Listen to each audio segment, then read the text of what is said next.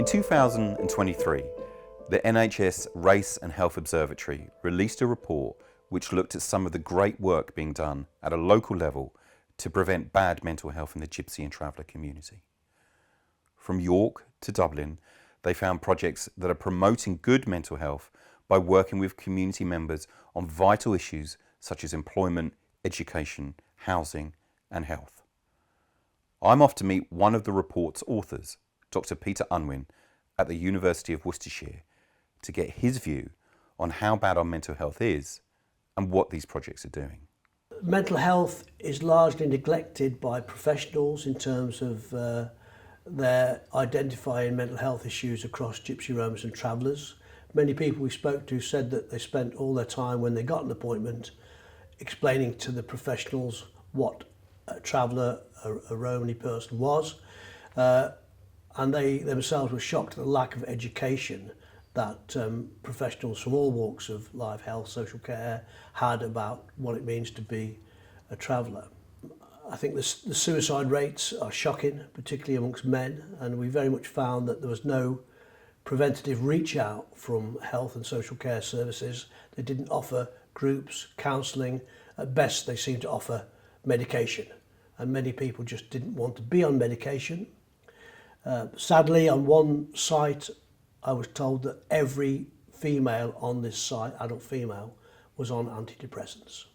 And it was a terrible site in terms of where it was situated. So just giving people medication to cope with issues which are often environmental or structural seems utterly wrong. Services and waiting lists are difficult for all sections of the community, but in respect of Gypsy, Roma and Travellers, they just don't seem to get a look in at all.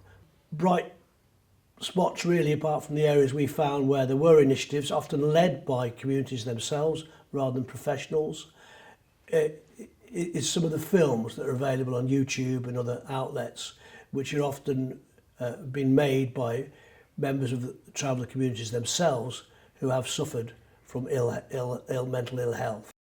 The report is different to many of the other reports that have been written about health and Gypsy Roma travellers over the past decades. This was focused on good practice, and we found examples across the country of good practice in mental health, and very much worked with community members to try and make those initiatives replicable so that other people in other parts of the country could learn from them. One of the projects that really stands out is that of the Lincolnshire Traveller Initiative. From their base in a village hall in Lincolnshire, they provide much needed support across the county to gypsies and travellers living on sites and in houses. Lincolnshire Traveller Initiative supports the traveller communities of Lincolnshire throughout Lincolnshire. The big growth area is really preventative health work, and that has mushroomed in our work of late. The education helps with people's mental health and confidence, and opens up possibilities, life chances. Advocacy work solves people's problems, which impacts on their wealth and well-being. We have health champions, we have well-woman groups. We work with the community. 8 of our 12 trustees are travellers. We don't do anything that they're not wanting us to do, and we don't do what we think they want us to do. We do what they want us to do. Today we've got an information session on menopause. So we've brought some of the ladies over from our Well Woman group and our health champion, and then that information will get spread through the communities and with the rest of the group. My name's Liza Smith and I live in Gainsborough. If I had depression and anxiety, I was on medication for it, but thankfully, touch wood, I haven't had to have any medication for the last 2 years now, and it's because of the Well Woman group. It's because of the support I get from other people. To me, that's a big thing to me, because you get addicted to them, don't you? And you rely on them, that medication, and thankfully I don't have to now. And it's not just the women off the site, we've got some non-travellers that come to the group as well, so it's helped them physically, mentally. One woman's lost about 8 stone now, and she'd never wouldn't come out of her house, come off the site, wouldn't even come out of the house and things. So now she's got more friends than that now as well, so it's helped them mentally. It's helped me massively because I can help other people. That was my biggest thing, because I was at home all the time and my kids bringing my kids up, so I didn't really see anybody. It was only, you know what I mean? I enjoy helping other people, so it helped my mental health by helping other people with their mental health and their well-being. If you were to ask our health champions, what do you think is the most pressing and serious and health matter needing attention, they would immediately say mental health. If you dig a bit deeper and say in what way, shape or form, they would say anxiety, depression, and sadly suicide amongst young male travellers in particular is just like an epidemic. We're in touch with all of the sites, 12 or 13 sites every week, and all of the families. And we don't think there's a single child we work with whose family's not been impacted by suicide.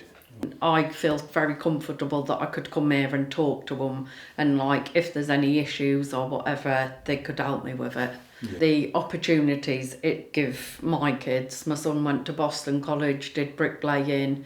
He's got his own business now, and my daughter has done counselling. She went to college. She passed her health and beauty. She's gone on to do on her own, like on her own saying, divorce is not a very big thing in travellers, but why should I be any different to any other human woman? I was stuck with a bottle of whiskey and a load of tablets. And then my son opened the other door, shouted me. I just felt that I couldn't talk to my family about it. They just kept saying, leave him. But I couldn't leave him and go home to them, because to do that, I was jumping out of one frying pan into the other. I couldn't see a way out. I had nobody to talk to, and I couldn't see a way out. The kids was little, and I just thought, like, if I end it, then that's it. And then when my son shouted me, it was like there was a shield over me, thinking, right, I'm going to do this. And then when my son shouted me, it's like I instantly woke up and thought, what am I doing? I've got 2 kids. Do you know what I mean? I need to be there for them. We get them out walking, not just the women, we also get the kids out walking with us. So the kids are having better physical health. We've got kids into school, so so it helps me by helping others. One thing that runs through all we do, we have a lot of fun. The Well Woman groups have pamper sessions. Okay, they do yoga, they do mindfulness, they do country walks, they sort of get involved in nature, but they have a lot of laughs, a lot of fun, afternoon teas. It's enjoying life and having friends and all being together. It's midsummer and time for the biggest event after Appleby Fair in the Gypsy calendar. So I'm on my way to Midsummer Common to meet some of the people providing support for the huge Gypsy and Traveller community living in the east of England. I'm going to meet a couple that have built upon decades of work by local councils to help travellers by establishing a charity providing support for the thousands of gypsies and travellers that live in the county of Cambridgeshire. So I'm Lance Chisholm. I'm director for a new community interest company called Community Advice and Traveller Support. This is Jolene, who's effectively my boss, also a director, but the only one with significant control. And your wife? And my wife. At the minute I work for Cambridge City Council, and I provide a weekly drop-in at a community centre where we provide support with paperwork, like paperwork for universal credit forms, admissions for school admissions, general support if anyone needs support, GPs, enrolments, school admissions, everything across the board. I also now work a little bit with Cambridgeshire Skills, so I support with life skills. So we identified the people that were coming in to the drop-ins potentially didn't want to work with the women if it was men with mental health challenges. They realised that the people that were coming in, it wasn't just ever one need or one reason, there was always 6 or 7 behind that, or other family members. So it's grown legs, and that's why we've registered the company to be able to influence and help more people. We've seen a lot of people like at the lowest, and quite often, as good as the drop-in is, and some people do come in for a cup of tea and chat, quite often we'll find that some people that come in because they need that help, and they know that because we try and keep that continuity in place, they know there's a place that they can come. And we've had it with people that have come in at the lowest, haven't they? and sometimes that might be a bit of one-off support so they can make some informed choices. We're stood in the middle of Midsummer's Fair. It's a fair that's been happening for 811 years. And at the minute there is a massive marquee, and I've managed to pull together over 160 professionals across 3 days that all want to work with the travelling communities. And it's all about this. The reason why I've set this company up is because I want it to be the glue that brings everybody together. I want it to be the glue that brings the community and the professionals together. And I've done this with a passion. I've set this company up with a passion because it's never been done before. It's always been a council or a local authority that's done this. It's never been someone from the community that's run and done something like this, that truly understands that this needs to be done on a scale in which this needs to be done. I went back to visit Waterford in Carlow, and my nephew's son hung himself. And while my daughter and I were in Carlow, we went to visit the graves, and I was saddened about what I saw, that the graveyard had masses of flowers and but all the people, young people, they were all in their 20s. This is in the last 4 or 5 years. Whilst at the fair, I met Ollie, a man who attempted suicide after his wife walked out with his child, and he lost his home all in one day. And I woke up about 10:30, and it was that when my whole world freaking changed. The whole world changed quickly. I walked out of that place, big old farm, everything. I had the shirt on my back and my bank card. No money and my jewellery. Bit of gold what I had and that. I got in my truck, I got in my Tourer. Lost my kid, everything. My livelihood, my horses, the whole shebang. So they took me into Addenbrooke's, and then all of a sudden you just saw this nurse's face sit there and look at me. She said to me, what have you done? I went, I've overdosed. They put it down as a stress-induced psychotic event. Gypsies and travellers need to help themselves. Okay. Men need to be. I think it Men need to, whether it's the men or whether it's the women, or even the kids, or the kids, whatever it is. For once in your life, drop your guard. Nobody is going to think any less of you if you ask for help. But what about Britain's 300,000 Romani migrants from Eastern Europe? Is their mental health faring any better? I'm off to the northwest to visit an innovative project that's reconnecting Roma migrants with the most traditional of Romani art forms and each other. My name is Gypsy, and I represent Koskoso Roma charity. I am one of the founders. We've been working in the UK since 2014, primarily in the north and northwest with East European Romani communities. We provide support to them in their mother tongues. It is basically the most marginalized from Eastern Europe that ended up in the UK. Most of the times, the translation and interpreting that takes place for Romani speakers is in an East European mainstream language, which symbolizes the languages of persecution. We are extremely scared of institutions. We have always been, because they have always been very unfair to us, always relied on misinformation and prejudices, never cared about our own reality, and that's what we are trying to change. YouGov does a survey every single year. I've been following it since 2015 about who the most disliked community in the UK is, and guess who it is every single year? It is us, the Gypsy Roma Traveller people, and we are trying to showcase the treasures, the beauty of our culture. We make everyone proud in the Romani community through showcasing talent. That's what we are doing today. We've brought our best dancers from the northwest of England to join a musician mix here at Underglass Roma charity. We've got Romani families representing 4 East European countries and 4 different Romani castes.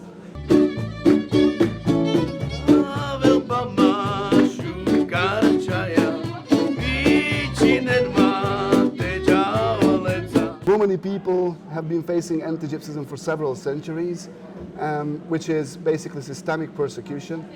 And our ancestors in Eastern Europe were liberated from slavery, which lasted 5 centuries, roughly 1.5 centuries ago. There's no awareness within and outside the Romani community about that at all.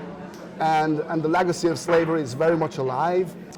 The scale of mental health issues and the trauma of this legacy has never been researched or explored by any scientific field. We remain to be the most isolated because we have no access to public institutions, to indoor places, and the only place we can get together is outdoors. We support 1,000 Roma families from Eastern Europe in the north of England, and we've seen, unfortunately, several incidents of suicide. It's really, really hard to talk about it, especially males, right, in their 30s, 40s, that cannot fulfill their role as a father, as the head of the household. We're here to perform today, and it's about the Romani culture, and we do the dance. It's the Gypsy traditional dance that we're doing. People who do suicide because of the background, they're having a terrible background, and well, it's like taking medicines as well, and taking their own life, which obviously is wrong, but in some way, by coming together, the community comes together, and having all these dances, we come together chatting with each other, that is already making something out of us, instead of all that negativity that comes through. It's like our own blood coming together, all the Romanis. So good. It's happiness. So trying to put it into one word, it's a really big joy that you feel when you're dancing. And especially when you hear the rhythm, when you look around people happy, laughing about it, and it's so good to see these people and them coming around and watching us. It's so good that you're a bit proud of yourself that I'm here and I'm dancing and these people are watching me. It's just beautiful. In every single family, you see at least one person with mental health issues, but everybody will be affected, but in different ways. Almost every single member of a Romani household will have regular prescriptions for different things, for physical problems, for mental health issues. In every Romani family that we support, they will be familiar with the different names of drugs, and they also show us what they're taking so they can sleep. Antidepressants, most of those. I think music and dance itself actually is a cure to a lot of things. I went through this a couple of years ago when I was going through a lot of things, and felt really depressed and I've not felt myself basically. I was just some other person which I'm not. Had weird thoughts as well, which maybe you wouldn't have on a daily basis. And dancing and music, especially dancing for me, because obviously I've been dancing for a long time, helped me get through this. If anything, it made me a lot happier and actually got me back on my path. And I feel a lot more happy, a lot more balanced. I started gaining weight a lot, and I was suffering with that as well, along with the depression. And since I gone back to dancing, became energetic again and started feeling a lot better again. And then basically all I would say is the messages from me is music and dancing itself, it's a big cure for people. I think it's a good path for happiness. For Romani people, we have developed our own ways of dealing with the mental health issues and with this anti-Gypsy world. We created our own world. We call it Romani Pa, that's the name of our culture, and celebrating Romani Pa together, right, and discovering the different elements of Romani Pa. Romani people have thousands and thousands of laws that are passed down from one generation, mostly non-verbally, to another, and we maintain these rules, right? We adhere to the cultural customs that we have been brought up with, because that's what helps us survive in the realm of anti-Gypsyism.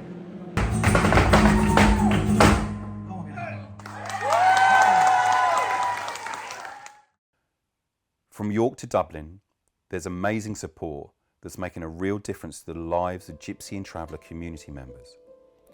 I truly believe that these shining examples of what's called best practice are saving our lives. But I can't also help thinking about those who don't have access to such help and support.